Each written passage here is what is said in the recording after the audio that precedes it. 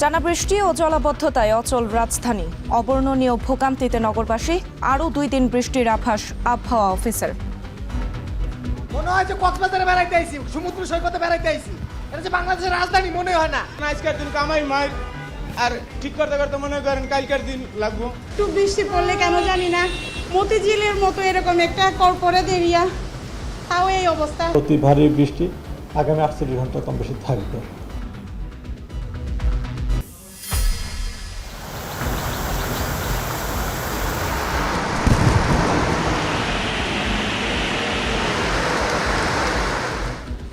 ফের ভারী বৃষ্টিতে চট্টগ্রাম কক্সবাজার রাঙামাটিতে বন্যা পরিস্থিতির অবনতি। পানিবন্দী 11 লাখের বেশি মানুষ। সিলেট অঞ্চলে বন্যা পরিস্থিতি স্থিতিশীল।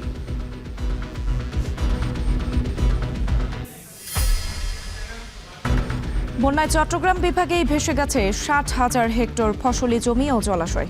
ক্ষয়ক্ষতি দাঁড়াবে 1,000 কোটি টাকায়। সিলেটের হবিগঞ্জ ও মৌলভীবাজারে আর্থিক ক্ষতি 100 কোটি টাকা।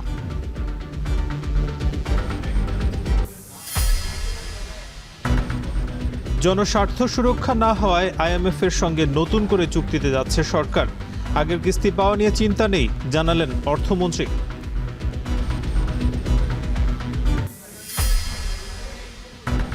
বর্ষিয়ান রাজনীতিবিদ জমির উদ্দিন সরকারের বর্ণাঢ্য জীবনের ইতি। বিকেলে সংসদ ভবনে জানাজা। প্রধানমন্ত্রী, স্পিকার ও বিরোধী দলীয় নেতার শোক। কাল সারা দেশে বিএনপির শোক।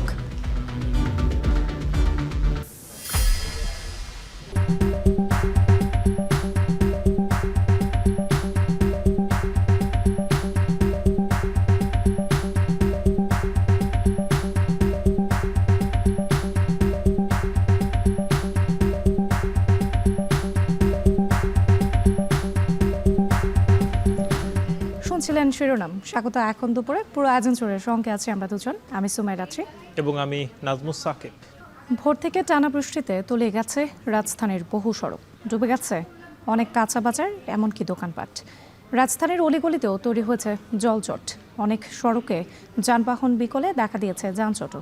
সব মিলিয়ে অবর্ণনীয় দুর্ভোগে শ্রমজীবী ও শিক্ষার্থীরা। সকাল 6টা থেকে বেলা 12টা পর্যন্ত রাজধানীতে বৃষ্টি রেকর্ড করা হয়েছে 82 মিলিমিটার। এছাড়া রাজধানীর বেশ কিছু স্কুল কলেজে ক্লাস পরীক্ষা স্থগিত করা হয়েছে। আতিক মিসবা লগ্নর প্রতিবেদনে বিস্তারিত। মনে হয় যে কক্সবাজারে বেড়াইতে আইছি, সমুদ্র সৈকতে বেড়াইতে আইছি। এটা যে বাংলাদেশের রাজধানী মনে হয় না। সারা বছর খুঁড়াখাড়ি করে পানি আর কমে না। ঘুম ভাঙতেই নগরবাসীর চোখের সামনে তলিয়ে যাওয়া সড়ক, কোথাও হাঁটু, কোথাও কোমর সমান পানি। মহল্লার অলিগলি থেকে প্রধান সড়ক, বৃষ্টির পানির সাথে ড্রেনের নোংরা পানি মিলেমিশে একাকার। সপ্তাহের প্রথম কর্মদিবসে ঘর থেকে বের হয়েই সীমাহীন ভোগান্তি। গণপরিবহন স্বল্পতায় সিএনজি বা রিকশায় গন্তব্যে পৌঁছার চেষ্টা। 2টা রিকশাই নষ্ট হয়ে গেছে, পানিতে ডুবে গেছে, ইঞ্জিন নষ্ট হয়ে গেছে। পরে হেঁটে রওনা করছি, আর পিছন থেকে পানি এসে ধাক্কায় প্যান্ট ট্যান্ট সব ভিজাই দিয়েছে। বাচ্চা নিয়ে এই পানিতে হাঁটতেছে, সিএনজি নিলাম দুইবারই সিএনজি আটকে গেছে রাস্তায়, পানি ঢুকে স্টার্ট অফ হয়ে গেছে। চিরস্থায়ীভাবে এখানে মুক্তি দিতে পারে, এটা সমন্বিতভাবে সরকারকে অবশ্যই প্রচেষ্টা নিতে হবে। এর মাঝেই হাঁটু পানি ভেঙে পথ চলা, কোথাও কোথাও মাঝপথে বিকল যানবাহন, আবার সেই গাড়ি সরিয়ে নিতে চালক ও যাত্রীর প্রাণান্তকর চেষ্টা। আর এতেই সৃষ্টি হয়েছে দীর্ঘ যানজট। সব মিলিয়ে বৃষ্টিতে থমকে গেছে ঢাকার স্বাভাবিক জীবন। মতিঝিলের মতো এরকম একটা কর্পোরেট এরিয়া, তাও এই অবস্থা। অনেকক্ষণ ধরে বসে আছি, সামনে অফিস কিন্তু যেতে পারতেছি না, বসে আছি গাড়িতে, পুরো স্টার্ট বন্ধ হয়ে গেছে। গাড়ি নষ্ট হয় পানিতে যানজট লাগলে পানি ঢুকে যায়, ফেলাকে গাড়ি নষ্ট হয়ে যায়। আজকের দিন কামাই মার আর ঠিক করতে করতে মনে করেন কালকের দিন লাগবো।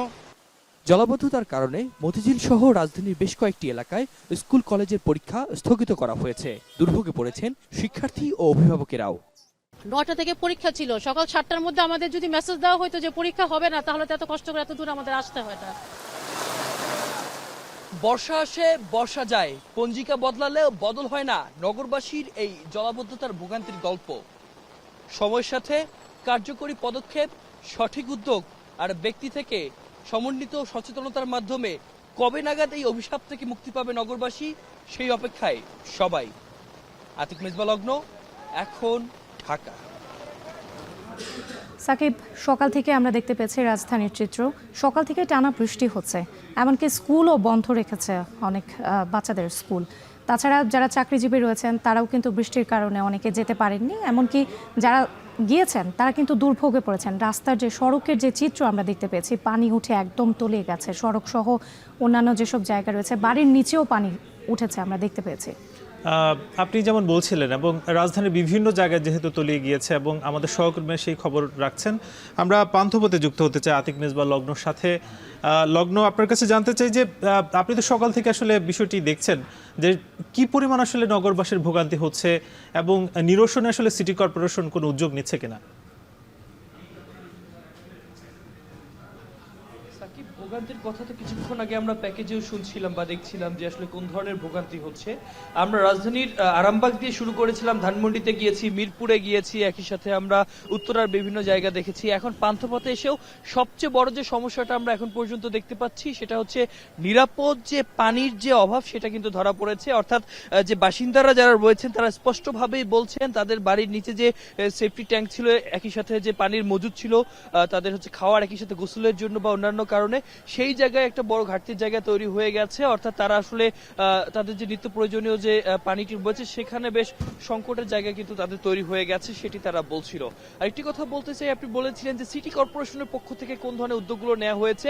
নগর কর্তারা যারা রয়েছেন তাদের প্রতি আসলে বেশ ক্ষোভই জানিয়েছে স্থানীয়রা যারা রয়েছে, তারা স্পষ্টভাবেই বলেছে আসলে প্রত্যেক বছরই খোঁড়াখুড়ি করা হয়, বিভিন্ন উদ্যোগ নেওয়া হয়, কিন্তু স্থায়ীভাবে যে ড্রেনেজ সিস্টেম রয়েছে এটাকে উন্নত করবার জন্য যে ধরনের পদক্ষেপগুলো নেওয়া উচিত, এই ধরনের কোনো পদক্ষেপ তারা আসলে দৃশ্যমানভাবে দেখেন না। এজন্যই নামমাত্র বৃষ্টি হলেই আসলে একটা বড় ধরনের জলাবদ্ধতা তৈরি হয়। যেহেতু গেল কয়েকদিন ধরে বড় বৃষ্টিপাত হচ্ছে, কালকে সারাত বৃষ্টিপাত হচ্ছে, এর জন্য আসলে এই হাঁটু পানিতে ভোগান্তির একটা চিত্র আপনারা দেখতে পাচ্ছেন। আমরা দেখেছি যে এখানে যে শুধু রিক্সা আছে তা না, যেহেতু গণপরিবহনের একটা অভাব খুবই প্রকট অবস্থায় ধারণ করেছে, সেই অভাবের জায়গা থেকে মূলত আসলে রিক্সায় উপর নির্ভর হতে হচ্ছে, সিএনজির উপর নির্ভর হতে হচ্ছে, এবং বেশিরভাগ রিক্সারই কিন্তু যে মোটর ব্যবস্থা রয়েছে সেগুলো নষ্ট হয়ে গেছে, যার কারণে যারা সাধারণ যারা রয়েছেন তারা মূলত আসলে ঠেলে ঠেলে রিক্সা পার করছেন। একই সাথে আমরা দেখেছি ব্যক্তিগত যে যানবাহনগুলো রয়েছে অনেক জায়গায় আসলে গ্যারেজও ডুবে গেছে যে তারা গাড়ি সেখানে ঠিক করবেন।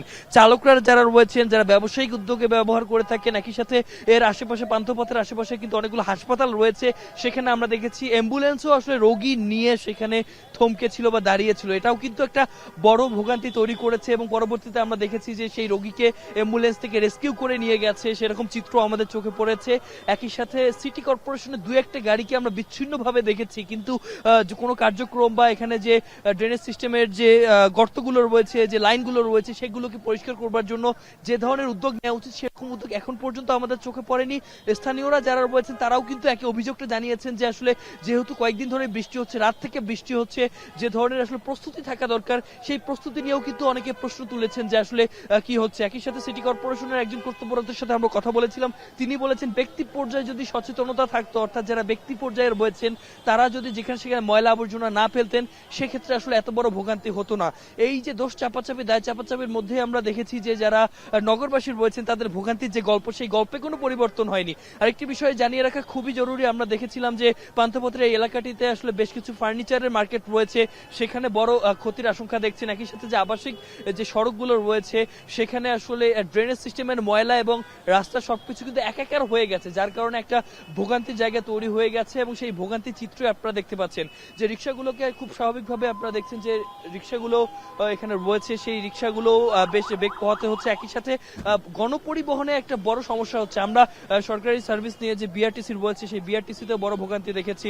একই সাথে যে রিক্সাটি দেখলেন এটিরও কিন্তু বিকল হয়ে গেছে, যার কারণে একটা দুর্ঘটনা ঘটার সমূহ সম্ভাবনা এখানে তৈরি হয়ে গিয়েছিল, এবং সেখান থেকে এই যে রিক্সাটি এখন থেমে গেল যেমনটি আপনারা দেখতে পাচ্ছেন। একই রকম বেশ কিছু চিত্র আমরা দেখেছি যে হুটহাট করে যে এক্সিলারেটর রয়েছে, যে গাড়িগুলো রয়েছে সেগুলো আসলে বিকল হয়ে যাচ্ছে, এবং এই ভোগান্তির গল্প সকাল থেকে দেখছি। এখন পর্যন্ত যেহেতু থেমে থেমে বৃষ্টি আসছে, রিক্সাওয়ালারা যারা রয়েছেন তাদের ভোগান্তির গল্প কিন্তু কোনোভাবে পরিবর্তন হচ্ছে না। তাদের অভিযোগ চলছে, নগরবাসীর ভোগান্তির অভিযোগ চলছে, এবং এর মধ্য দিয়ে তারা আসলে সুন্দর একটা সমাধানের অপেক্ষা করছেন, যে সমাধানের মাধ্যমে জলাবদ্ধতা থাকবে না। তো এই ছিল আমার এখান থেকে সর্বশেষ।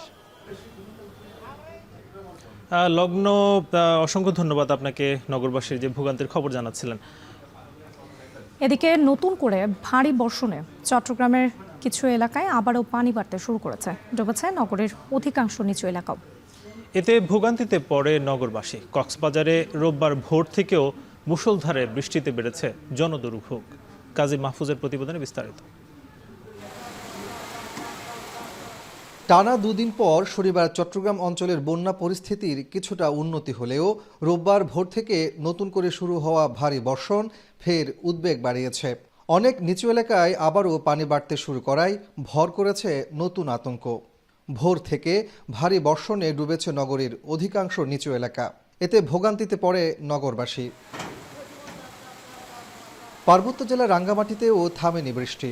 পাহাড় ধসের চরম শঙ্কার মাঝেই বাঘাইছড়ির পর ডুবছে বিলাইছড়ি ও বরকলের নির্মাঞ্চল।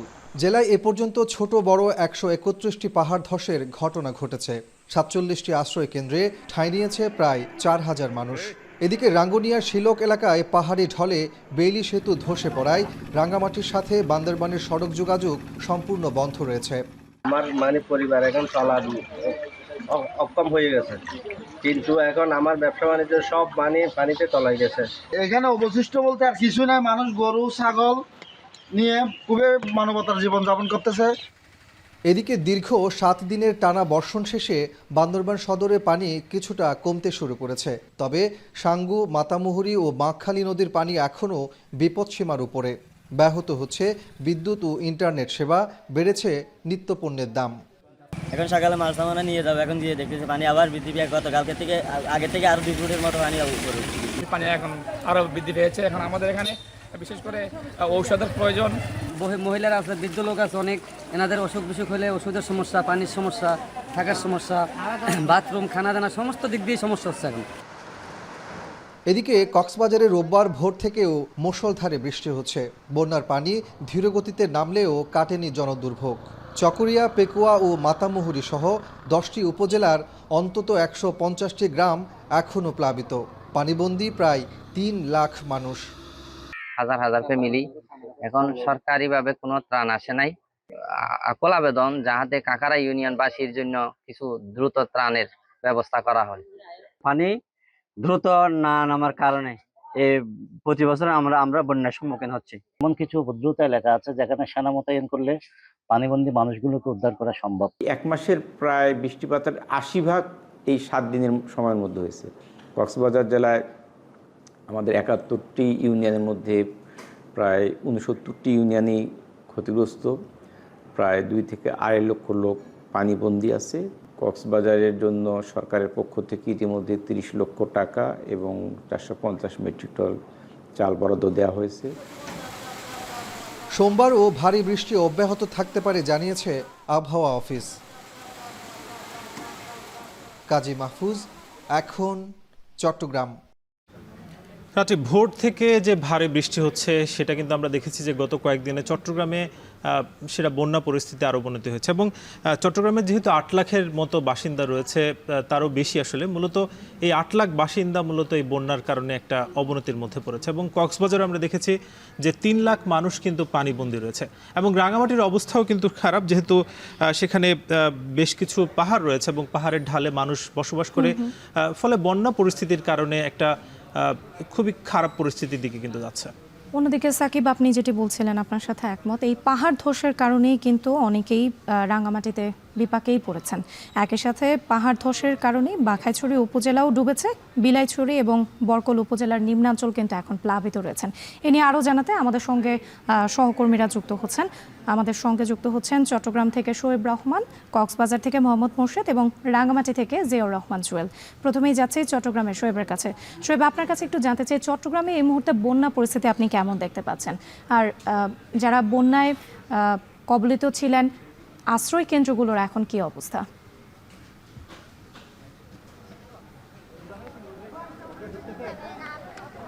রাত্রি আজ ভোর থেকে টানা বর্ষণে চট্টগ্রামের কোনো কোনো এলাকায় বন্যা পরিস্থিতির অবনতি হয়েছে এবং কোনো কোনো জায়গাতেই কিন্তু বন্যা পরিস্থিতি অপরিবর্তিত রয়েছে। এবং আমরা দেখতে পেয়েছি যে বিভিন্ন জায়গাতে বন্যা পরিস্থিতি পরিদর্শনে এনসিপির আহ্বায়ক নাহিদ ইসলাম এবং দক্ষিণাঞ্চলের মুখ্য সংগঠক হাসনাত আবদুল্লাহ তারা এই বন্যা পরিস্থিতি পরিদর্শনে চট্টগ্রামে এসেছেন এবং এই মুহূর্তে তারা আনোয়ারাতে রয়েছেন। আনোয়ারার গহিরা, রায়পুরা, দোভাষী বাজারে যারা বন্যা কবলিত মানুষ রয়েছেন তাদের মাঝে ত্রাণ বিতরণের কার্যক্রম করছেন এবং আজকে তারা পুরো চট্টগ্রাম অঞ্চল জুড়ে বিশেষ করে যে সকল এলাকায় বন্যায় বেশি ক্ষতিগ্রস্ত হয়েছে সেই সকল এলাকাগুলো তারা পরিদর্শন করবেন এবং সেখানে বন্যার্তদের মাঝে ত্রাণ সহায়তা বিতরণ করবেন। আনোয়ারার পরে তারা বাঁশখালী এবং সাতকানিয়াতেও যাবেন এবং সেখানে তারা কিন্তু ত্রাণ সামগ্রী বিতরণ করবেন। এবং বন্যা পরিস্থিতির কথা যদি বলি, যে চট্টগ্রামের যেই উপজেলাগুলো রয়েছে, বিশেষ করে দক্ষিণাঞ্চলের যে উপজেলাগুলো রয়েছে সেখানে বাঁশখালী, আনোয়ারা, সাতকানিয়া এই অঞ্চলগুলো কিন্তু বেশি ক্ষতিগ্রস্ত হয়েছে এবং সেখানে মানুষের বাসাবাড়ি যেমন পানিতে নিমজ্জিত হয়েছে, তেমনি তাদের সহায় সম্পদ, দোকানপাট, ব্যবসা প্রতিষ্ঠান, ফসলি জমি কিংবা মাছের ঘের সবকিছু কিন্তু পানিতে তলিয়ে গেছে। এবং সবকিছু মিলিয়ে কিন্তু চট্টগ্রামে গেল কয়েকদিনের যে বন্যা, সেই বন্যায় শত শত কোটি টাকার ক্ষতি হয়েছে বলে কিন্তু আমরা জানতে পেরেছি। এবং সেই সাথে যেই জানমালের ক্ষতির কথা যদি বলি, সেখানে প্রায় 43 জনের কিন্তু মৃত্যুর খবর আমরা জানতে পেরেছি, যে এই বন্যায় এখন পর্যন্ত প্রায় 43 জনের মৃত্যু হয়েছে। এবং এর পাশাপাশি চট্টগ্রামের পাহাড় ধসের ঘটনা ঘটেছে একাধিক, বিশেষ করে পার্বত্যাঞ্চল সহ চট্টগ্রাম শহরে বিভিন্ন জায়গাতে দুর্ঘটনা ঘটেছে, পাহাড় ধসের ঘটনা ঘটেছে। এবং সবকিছু মিলিয়ে বলতে পারি যে এই যে চট্টগ্রামের বন্যা পরিস্থিতি, সেটি কিন্তু ভয়াবহ আকার ধারণ করেছে এবং সেই বন্যায় দুর্গতদের মাঝে ত্রাণ সহায়তা পৌঁছানো এই মুহূর্তে সবচেয়ে বড় চ্যালেঞ্জ। বিশেষ করে দুর্গম যে এলাকাগুলো রয়েছে সেই এলাকাগুলোতে কিন্তু ত্রাণ সহায়তা পৌঁছানোটা অনেকটা দুঃসাধ্য হয়ে দাঁড়িয়েছে, কিংবা সেখানে কিন্তু অনেকেই ত্রাণ সহায়তা নিয়ে যাচ্ছেন না।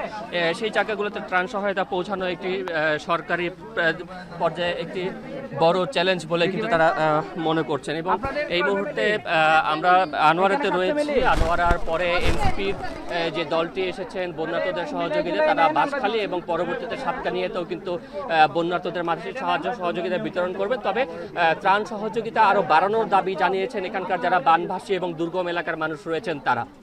রাত্রি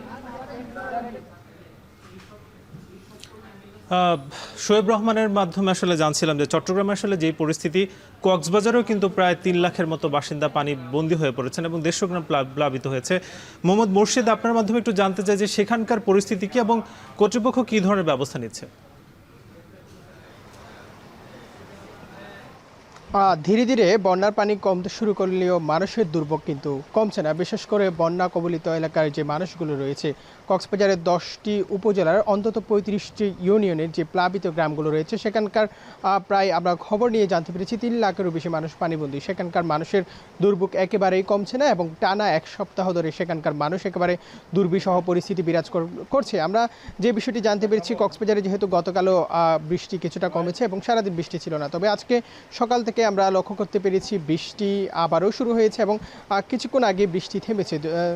অন্যদিকে আমরা যে বিষয়টি জানতে পেরেছি, দুর্যোগ মোকাবেলা জেলা প্রশাসন থেকে 1 সপ্তাহ আগে থেকেই সব ধরনের প্রস্তুতি নেওয়া হয়েছিল। সেক্ষেত্রে জেলা প্রশাসন থেকে আমরা যে তথ্যটি পেয়েছি, বন্যা দুর্গত এলাকার যে মানুষরা রয়েছেন তাদের জন্য 30 লাখ টাকা এবং 400 মেট্রিক টন চাল বরাদ্দ দেওয়া হয়েছে। এবং সেক্ষেত্রে আমরা দেখেছি জেলা প্রশাসন কালকে চকরিয়া, পেকুয়া এবং মাতামুহুরি এলাকায় যে এলাকা রয়েছে, যে এলাকাগুলো সবচেয়ে বেশি প্লাবিত হচ্ছে, সেখানে ছুটে গিয়েছিলেন। এবং এই বন্যা স্মরণকালের এই বন্যা কক্সবাজারে গত 20 বছর ধরে পরে এমন বন্যা দেখেছে, এমনটি বলছেন কক্সবাজার অঞ্চলের মানুষরা। বিশেষ করে এখানকার যারা মানুষ আছেন, আমরা পরিবেশবিদদের সাথে কথা বলেছি, সচেতন মহলের সাথে কথা বলেছি, কেন এমন একটি ভয়াবহ বন্যা, অন্যদিকে ভারী পাহাড় ধস হচ্ছে।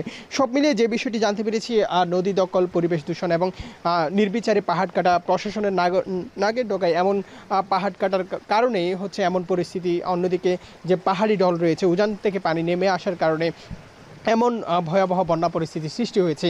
তবে বিশেষ করে যে সীমান্তবর্তী এলাকা রয়েছে, বাংলাদেশ মিয়ানমার সীমান্তবর্তী, সেখানকার যে উজানের ঢল পানির, সেখানেও কিন্তু প্রচণ্ড পরিমাণ বৃষ্টি হচ্ছে বলে আমরা জানতে পেরেছি। সেখানকার পাহাড়ি ঢলের পানিও কিন্তু কক্সবাজার অঞ্চলে বান্দরবন হয়ে চলে আসছে। সেক্ষেত্রে মাতামুহুরি সহ বাক্কালি সহ নানা জায়গায় পানি বেশি প্লাবিত হওয়ার কারণে বন্যা পরিস্থিতি দেখা দিয়েছে ভয়াবহ। তবে বন্যার যে সার্বিক পরিস্থিতি যদি বলতে হয়, চকরিয়া, পেকুয়া এবং রামু উপজেলায় বন্যা পরিস্থিতি কিছুটা, যে বন্যার পানি কিছুটা কমলেও সেখানকার মানুষ একেবারে দুর্বিষহ জীবন পার করছে এবং একেবারে ভোগান্তির মধ্যে রয়েছে, সেই বিষয়টি আমরা জানতে পেরেছি।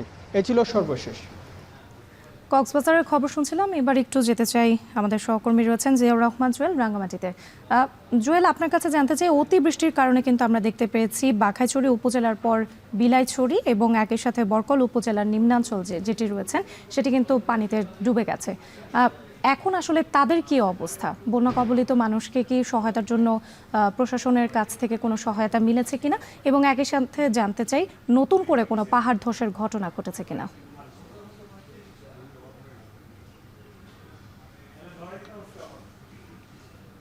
রাত্রি আপনি জানেন যে গত শনিবার থেকে চলা বৃষ্টিপাতে এরই মধ্যে 9 দিন অতিক্রান্ত হয়েছে। এই 9 দিনের বৃষ্টিপাত এবং যে পাহাড় ধসের সংখ্যা, একই সঙ্গে বন্যা পরিস্থিতি সব মিলিয়ে এখানকার জনজীবন একেবারে বিপর্যস্ত হয়ে পড়েছে। যেখানটায় এই 9টি উপজেলায় এবং 2টি পৌরসভায় মিলে সেখানে অন্তত 131টি ছোট বড় পাহাড় ধসের ঘটনা ঘটেছে। এছাড়া সড়ক যোগাযোগ ব্যবস্থায় কয়েকবার পাহাড় ধসে যোগাযোগ বিচ্ছিন্ন হয়ে গেছিল, সেটি আসলে মাটি সরিয়ে আনার পরে পরিস্থিতি স্বাভাবিক হয়েছে 3-4 ঘন্টার মধ্যেই। কিন্তু বাঘাইছড়ির সঙ্গে খাগড়াছড়ি যে যোগাযোগ ব্যবস্থা, সেখানে 3 কিলো এলাকায় সড়ক ধসে সেটি এখন পর্যন্ত বন্ধ রয়েছে গত বৃহস্পতিবার থেকে। একই সঙ্গে গতকাল সকাল থেকে রাঙ্গামাটির সঙ্গে বান্দরবানের যে সড়ক যোগাযোগ ব্যবস্থা, সেখানে ব্রিজঘাট একটা সেতু ধসে যাওয়ায় সেখানেও আসলে যোগাযোগ বিচ্ছিন্ন হয়ে রয়েছে। এর বাইরে অন্যান্য যে সড়কগুলো সেগুলো কিছুটা স্বাভাবিক রয়েছে। বলে রাখি, এই যে উজানের ঢল এবং অব্যাহত বৃষ্টিপাতের কারণে বাঘাইছড়ি যে নিম্নাঞ্চল রয়েছে সেখানে অন্তত 30টি গ্রাম প্লাবিত হয়ে অন্তত 20,000 মানুষ আসলে পানিবন্দী হয়ে পড়েছিলেন, যাদের মধ্যে এখন পর্যন্ত 21টি আশ্রয় কেন্দ্রে 1928 জন সেখানে আশ্রয় নিয়েছেন। আর ত্রাণ তৎপরতা বলতে সব জায়গায় এখন পর্যন্ত সেভাবে আসলে পৌঁছানো সম্ভব হয়নি। বিশেষ করে বিলাইছড়ি যে ফারুয়া, সেখানে 150 শতাধিক ঘর দোকানপাট বিলাইছড়ির বাজার ফারুয়া বাজারের সেখানে ডুবে গিয়েছে। সেখানেও আসলে ত্রাণ তৎপরতা সেভাবে পৌঁছায়নি বলে সেখানকার মানুষজন জানিয়েছেন। তবে সেনাবাহিনী এবং বিএনপির যে স্থানীয় এমপি রয়েছেন দীপেন দাওয়ান, তিনি আসলে এখানকার মানুষজনকে ত্রাণ তৎপরতা অব্যাহত রেখেছেন। রাঙ্গামাটি থেকে এই ছিল আমার কাছে সবশেষ। রাত্রি। চট্টগ্রাম, রাঙ্গামাটি এবং কক্সবাজার থেকে যুক্ত ছিলেন সহকর্মীরা, জানাচ্ছিলেন বন্যা কবলিত মানুষের খবর। আরএফএল ওয়াটার পাম্পের রোটর এখন আরো উন্নত, ফলে অল্প সময়ে ওঠে অধিক পানি আর বিদ্যুৎ সাশ্রয় হয় 20% পর্যন্ত। আরএফএল ওয়াটার পাম্প, অন করলেই পানির তুফান। 3 বছরের ব্যবধানে 2বার ভয়াবহ বন্যায় প্রায় 100 প্রাণহানির পাশাপাশি 2,000 কোটি টাকা আর্থিক ক্ষয়ক্ষতির মুখে পড়েছে দেশের দক্ষিণ পূর্বাঞ্চল। প্রশ্ন হচ্ছে, বারবার এই অঞ্চলে কেন হচ্ছে এমন ভয়াবহ বন্যা? বিশেষজ্ঞরা বলছেন, রেকর্ড বৃষ্টি, পাহাড় কাটা, নদী খাল দখল আর জলাধার ধ্বংসই কারণ। প্রাকৃতিক দুর্যোগের সাথে যোগ হয়েছে মানুষের তৈরি বিপর্যয়। হোসেন জিয়াদের বিশেষ প্রতিবেদনে দেখুন বিস্তারিত। এ চিত্র দেশের পুরো দক্ষিণ পূর্বাঞ্চলের। পুরো জনপদেই তলিয়ে আছে পানিতে। ঘরবাড়ি, ফসলি জমি, সড়ক, সবকিছুর সীমানা মুছে দিয়েছে প্রকৃতির নির্মম আগ্রাসন। ডুবে আছে হাজারো মানুষের স্বপ্ন, বছরের সঞ্চয় আর জীবিকার অবলম্বন। নিরাপদ আশ্রয় আর অনিশ্চিত ভবিষ্যতের সঙ্গে লড়াই চলছে এ জনপদের 9.5 লাখ মানুষের। এবারের বন্যায় ভেসে গেছে অন্তত 50,000 হেক্টর ফসলি জমি ও 10,000 জলাশয়। ক্ষতিগ্রস্ত হয়েছে কয়েকশো কিলোমিটার সড়ক, 40 ছাড়িয়েছে প্রাণহানি। এবারও সব মিলিয়ে ক্ষয়ক্ষতি দাঁড়াবে হাজার কোটি টাকায়। কিন্তু সব পানি এখানে জাম হয়ে গেছে, আমরা অনেক কষ্ট। কুশের ঘর ছিল, ওরা ধান সামালতে পারছে কিনা আমার সন্দেহ। ফসলের জমি খুব নষ্ট হয়ে গেছে, ধান ক্ষেত, আপনার এই রব্বেশ্বরীর ক্ষেত, জিএক্সের ক্ষেত, ক্ষেত যা আছে সবগুলো নষ্ট হয়ে গেছে। বছর বছর বন্যায় শুধু হাজার হাজার কোটি টাকার আর্থিক ক্ষতি নয়, এই অঞ্চলের মানুষ তাদের জীবনযাত্রার যে সম্বল, দীর্ঘদিনের যে জমানো পুঁজি সবই হারিয়ে ফেলছেন। কেউ হারাচ্ছেন ঘরবাড়ি, কেউ আসবাবপত্র, কেউ বা তাদের ব্যবসার পুঁজি। বিশেষজ্ঞরা মনে করছেন, এভাবে বারবার বন্যা হতে থাকলে এই অঞ্চলের আর্থসামাজিক যে ব্যবস্থা সেখানেও একটি আঘাত হানবে। বন্যায় সবচেয়ে বড় ঝুঁকিতে থাকে শিশু, বৃদ্ধ ও অন্তঃসত্ত্বা নারীরা। 24 ঘন্টা পানিতে থাকায় তৈরি হচ্ছে প্রাণহানির ঝুঁকি। চিকিৎসকরা বলছে, বিশুদ্ধ পানি সংকটে মহামারীতে রূপ নিতে পারে কলেরা, টাইফয়েড ও ডায়রিয়ার মতো রোগ। দূষিত খাবার পানি এবং খাবার কারণে দেখা যায় যে অনেক সময় তারা পেটের বিভিন্ন পীড়ায় আক্রান্ত হয়। ডায়রিয়া, কলেরা, আমাশয় এগুলা ছড়িয়ে পড়তে পারে। প্রশ্ন হচ্ছে, এই ভয়াবহ দুর্যোগের দায় কি মানুষেরও আছে? বিশ্লেষকরা বলছেন, কক্সবাজার অঞ্চলে রোহিঙ্গাদের নির্বিচারে পাহাড় কেটে আবাসন তৈরি হুমকিতে ফেলেছে 13 লাখ মানুষকে। এছাড়া প্রভাবশালীদের নদীখাল দখল ও নাব্য কমায় কমেছে পানি ধারণ ক্ষমতা। এসব ক্ষেত্রে প্রশাসনের নজরদারি ও কঠোর অবস্থানের অভাবকে দায়ী করছেন পরিবেশবিদরা। খাল দখল হয়ে গেছে কিংবা ফুটপাত দখল করে স্থাপনা তৈরি হয়েছে, কারা করেছে? প্রভাবশালীরা করেছে। সারা বছর এখানে পাহাড় কাটা থাকে এবং পাহাড় কেটে অনেকাংশ রোহিঙ্গা ক্যাম্প স্থাপিত হয়েছে, বালির উপরে স্থাপিত আছে, পাহাড়ের ডিলা ভেঙে এবং গাছ কেটে বনায়ন ধ্বংস করে কিন্তু নিত্য নতুন রোহিঙ্গা বসতি স্থাপিত হচ্ছে। পাহাড় আর সাগর মিলে 3 পার্বত্য জেলা ও কক্সবাজার পরিচিত পর্যটনের স্বর্গরাজ্য হিসাবে। এ অঞ্চলে বড় জনগোষ্ঠীর কর্মসংস্থান, আয় উপার্জন নির্ভর করে পর্যটনের উপর। প্রাকৃতিক দুর্যোগের প্রভাব পড়েছে পর্যটন খাতেও। প্রতি বছর বর্ষায় কিন্তু পাহাড়ে কিন্তু অনেক প্রাকৃতিক বিপর্যয় ঘটে। প্রশাসনটা পূর্ব প্রস্তুতি ব্যক্তি রেখে হঠাৎ করে 3 দিন নিষেধাজ্ঞা দেওয়াতে আমাদের হোটেল রিসোর্টগুলোতে অনেক বুকিং ক্যান্সেল হয়েছে। এর মধ্যে কোনো গেস্ট আপনার রিশিডিউল করে নাই, ওনারা সরাসরি আমাদের অগ্রিম টাকা ফেরত নেওয়া শুরু করেছেন। গত কয়েকদিনে রাঙ্গামাটি ও বান্দরবানে 8 থেকে 10,000 বুকিং বাতিল করেছে পর্যটকরা। হোসাইন জিয়াদ, এখন চট্টগ্রাম। ঢাকার আমিনবাজার ও মাতোয়াইল ল্যান্ডফিল থেকে বিদ্যুৎ উৎপাদন প্রকল্প নিয়ে বৈঠক করেছেন প্রধানমন্ত্রী তারেক রহমান। এ সময় প্রকল্প দুটি দ্রুত এগিয়ে নিতে স্থানীয় সরকার, বিদ্যুৎ ও পরিবেশ মন্ত্রণালয়ের মধ্যে একটি আন্তঃমন্ত্রণালয় বৈঠক আয়োজনের নির্দেশ দেন সরকার প্রধান। সচিবালয় মন্ত্রিপরিষদ বিভাগে বৈঠকে জানানো হয়, আমিনবাজার একটি ওয়াস্ট টু এনার্জি বিদ্যুৎ কেন্দ্র নির্মাণে বিনিয়োগ করবে চীনের সিএমএসি গ্রুপ। প্রকল্পটি প্রতিদিন ঢাকা শহরের প্রায় 3,000 টন বর্জ্য ব্যবহার করে 42.5 মেগাওয়াট বিদ্যুৎ উৎপাদন করবে। 2028 সালের আগস্টের মধ্যে প্রকল্পটি জাতীয় গ্রিডে বিদ্যুৎ সরবরাহ শুরু করবে বলেও আশা করা হচ্ছে। অন্যদিকে দক্ষিণ কোরিয়ার B&F কোম্পানি মাতোয়াইলে বর্জ্য ব্যবস্থাপনা ও বিদ্যুৎ উৎপাদন প্রকল্প বাস্তবায়ন করবে। এ প্রকল্পে বছরে প্রায় 15,000 টন মিথেন গ্যাস উৎপাদন হবে, যা থেকে বছরে মোট প্রায় 81,000 মেগাওয়াট বিদ্যুৎ উৎপাদন করা হবে। এটি দৈনিক প্রায় 221 মেগাওয়াট বিদ্যুৎ উৎপাদনের সমান।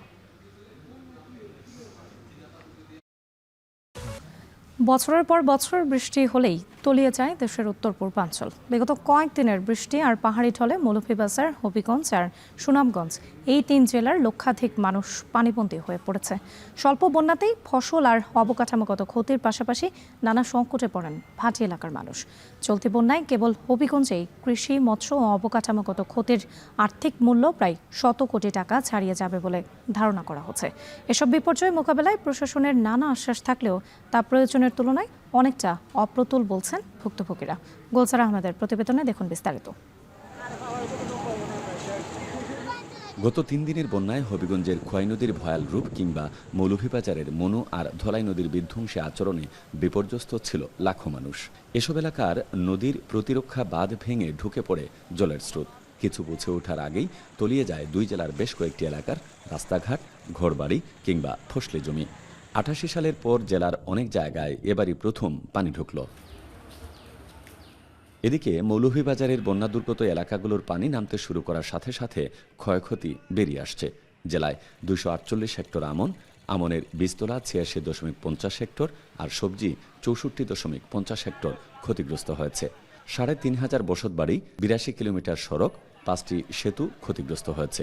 এদিকে ত্রাণ কার্যক্রম প্রয়োজনের তুলনায় অপ্রতুল বলে অভিযোগ স্থানীয়দের। তবে প্রশাসনের দাবি, বন্যার্তদের পাশে থেকে সব ধরনের সহযোগিতা করছেন তারা। আমার খাতা বই সব ভিজে গেছে। আমরা 4-5 দিন পানি বন্দি, এই পর্যন্ত সরকারের থেকে কোনো সাহায্য পাইছি না। আসলে প্রকল্প থেকে সর্বপ্রথম আমাদের টিউন স্যার আমরা নিজে এসে দিয়ে গেছি। আশ্রয়ের সংখ্যা বাড়ছে, তাদেরকে আমরা শুকনো খাবার, চাল, ডাল, চিনি, লবণ, তেল এগুলো আমরা সরবরাহ করছি। আর বাইরে যারা আছে তাদের জন্য আমরা যে মুড়ি, তারপর চিরা, চিনি এগুলো আমরা একটা প্যাকেজ বানিয়ে তাদেরকে আমরা বিতরণ করছি আর কি। বিভাগের আরেক জেলা হবিগঞ্জের সদর, বাহুবল ও বানিয়াচং উপজেলা মিলিয়ে প্রায় 30,000 মানুষ পানিবন্দী রয়েছেন। চলতি বন্যায় কৃষি, মৎস্য ও অবকাঠামোগত যে ক্ষতি হয়েছে তার আর্থিক মূল্য প্রায় 100 কোটি টাকা ছাড়িয়ে যাবে বলে ধারণা করা হচ্ছে। এদিকে বন্যার্তদের সহায়তায় জেলা প্রশাসনের পক্ষ থেকে যে বরাদ্দ দেয়া হয়েছে তা ক্ষতিগ্রস্ত পরিবারের তুলনায় যৎসামান্যই বলে অভিযোগ ভুক্তভোগীদের। জিনিসপত্র যা লাগে একবারে দোন লাগে, 2বারে দোন যায় না, রাংটা উল্টাইয়া আমার 60,000 টাকা টাকা লাগা যায়। বাইঙ্গন বিছা 2টা, এই হলদি, এদিকে মুখি, এগুলা মনে হয় সবগুলা হচ্ছে জীবনী। আর্থিক ক্ষয়ক্ষতি আমরা চূড়ান্তভাবে নির্ধারণ করতে হয়তো 2-3 দিন সময় লাগবে। পানি একটু নামার পরে আমরা বুঝতে পারবো যে ক্ষতির হারটা শতকরা কত। তারপরে এখানে কৃষক ভাইদের অনেক ক্ষতির আমরা আশঙ্কা করতেছি, যেটা প্রায় 20 কোটি টাকার উপরে প্রাথমিকভাবে ধারণা করছি। তবে সুনামগঞ্জের চিত্র এবার কিছুটা ভিন্ন। শনিবার সর্বোচ্চ বৃষ্টিপাত রেকর্ড হলেও বন্যা পরিস্থিতির অবনতি হয়নি। কিন্তু চলমান বৃষ্টি আর পাহাড়ি ঢল বৃদ্ধি পেলে বন্যার শঙ্কা রয়েছে বলে জানিয়েছেন জেলার প্রশাসনিক কর্মকর্তারা। অতীতের মতো এখন এবারও জেলা প্রশাসন এবং উপজেলা প্রশাসন সবাই প্রস্তুত আছে দুর্যোগ নিয়ে, এবং পাশাপাশি আমাদের প্রয়োজনে যে আর্মি দরকার হয় তারাও বলেছে যে আমরা ডাকলে তারাও আসবে। বছরের পর বছর ধরে বন্যার পানিতে ভেসে যায় হাওড় জনপদের হাজারো মানুষের স্বপ্ন আর বেঁচে থাকার শেষ সম্বলটুকু। তাই প্রতি বছর ত্রাণ নয়, বরং টেকসই বাঁধ আর স্থায়ী সমাধানের দাবি স্থানীয়দের। গুলজার আহমেদ, এখন সিলেট। মৌসুমী বায়ুর প্রভাবে ভারতে দিল্লি, মহারাষ্ট্র এবং গুজরাটে আকস্মিক বন্যা এবং জলাবদ্ধতার জেরে বিঘ্নিত জনজীবন। উত্তরাখণ্ডে ভূমিধসে বন্ধ হয়ে গেছে 120টি সড়ক। এদিকে চীনের পূর্বাঞ্চলীয় তাইঝু উপকূলে আঘাত এনেছে শক্তিশালী টাইফুন বাভি। সরিয়ে নেওয়া হয়েছে 20 লাখ মানুষকে। সতীর্থ কর্মকারের প্রতিবেদন। তামিলনাড়ু ও কেরালার পর এবার অতি ভারী বৃষ্টি ও আকস্মিক বন্যায় তলিয়ে গেছে ভারতের উত্তরাখণ্ড। বন্যার পর ভূমিধসে 3টি জাতীয় মহাসড়ক সহ তলিয়ে গেছে 120টিরও বেশি রাস্তা। যমুনোত্রী জাতীয় মহাসড়কের একটি অংশ দুদিন ধরে বিচ্ছিন্ন থাকার পর ভাঙা আরেক অংশ ব্যবহার করে উদ্ধার করা হয়েছে শতাধিক তীর্থযাত্রীকে।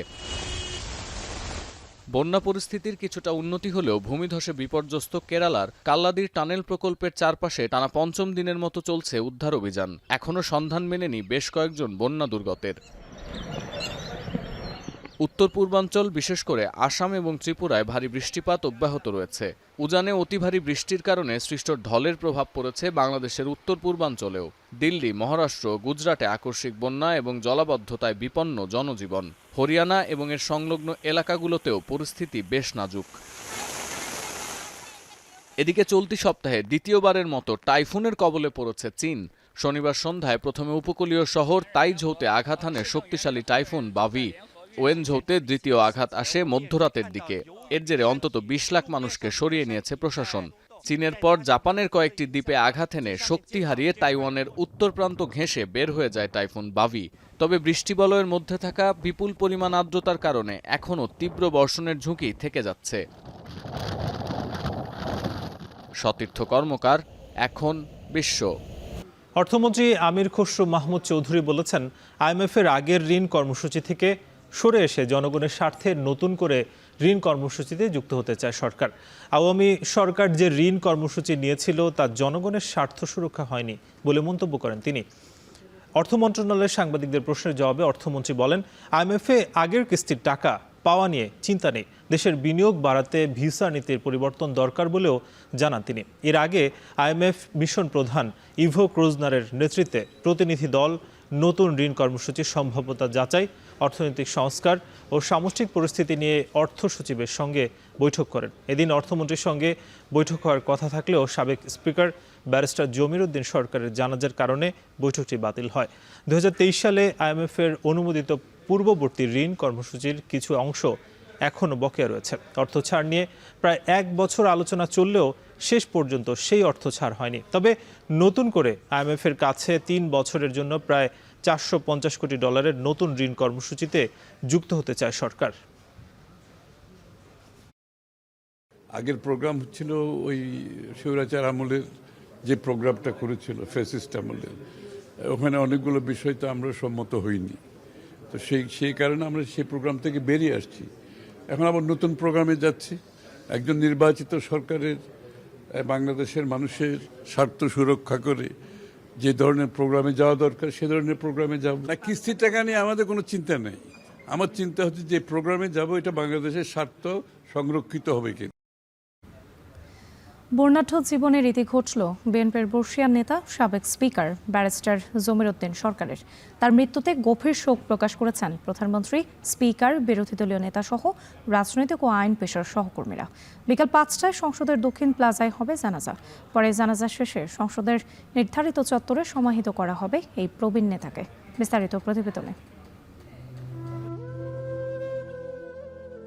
বাংলাদেশের রাজনীতির উজ্জ্বল নক্ষত্রের জীবনাবসান চিরতরে চোখ বুজলেন সাবেক স্পিকার ও বিএনপির স্থায়ী কমিটির সদস্য ব্যারিস্টার জমির উদ্দিন সরকার। রোববার ভোরে শ্যামলীর একটি হাসপাতালে চিকিৎসাধীন অবস্থায় মৃত্যু হয় অভিজ্ঞ এই পার্লামেন্টেরিয়ানের। পঞ্চগড়ের তেঁতুলিয়ায় ১৯৩১ সালের ১ ডিসেম্বরে একটি সম্ভ্রান্ত পরিবারে জন্ম হয় জমির উদ্দিন সরকারের। ঢাকা বিশ্ববিদ্যালয়ে ইতিহাসে স্নাতক ও স্নাতকোত্তর করার পর সম্পন্ন করেন এলএলবি।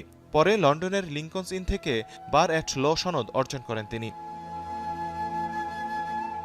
শিক্ষাজীবনে ১৯৪৫ সালে ছাত্র ফেডারেশনের হাত ধরে রাজনীতিতে প্রবেশ। পরে ছাত্র ইউনিয়ন ও ন্যাপে যুক্ত হন তিনি। ৭১-এ হাইকোর্টের আইনজীবীদের যে দলটি মুক্তিযুদ্ধের পক্ষে সক্রিয় ভূমিকা পালন করেন, জমির উদ্দিন সরকার তাদের মধ্যে অন্যতম। পরবর্তীতে জিয়াউর রহমান জাতীয়তাবাদী গণতান্ত্রিক দল করলে তাতে যোগ দেন জমির উদ্দিন সরকার। সাবেক রাষ্ট্রপতি জিয়াউর রহমানের সময় জমির উদ্দিন সরকার গণপূর্ত প্রতিমন্ত্রী ছিলেন। পরবর্তীতে এরশাদ সরকারের পতনের পর বিএনপি ক্ষমতায় ফিরলে তাকে প্রথমে ভূমিমন্ত্রী, পরে শিক্ষামন্ত্রী এবং বিজ্ঞান ও প্রযুক্তি মন্ত্রীর দায়িত্ব দেন তৎকালীন প্রধানমন্ত্রী বেগম খালেদা জিয়া। ১৯৯৬ সালেও তিনি বিএনপির স্বল্পকালীন সরকারে আইনমন্ত্রী ছিলেন। সবশেষ ২০০১ সালে বিএনপি আবারও ক্ষমতায় এলে ৮ম জাতীয় সংসদের স্পিকার হন বিজ্ঞ এই বিএনপি নেতা।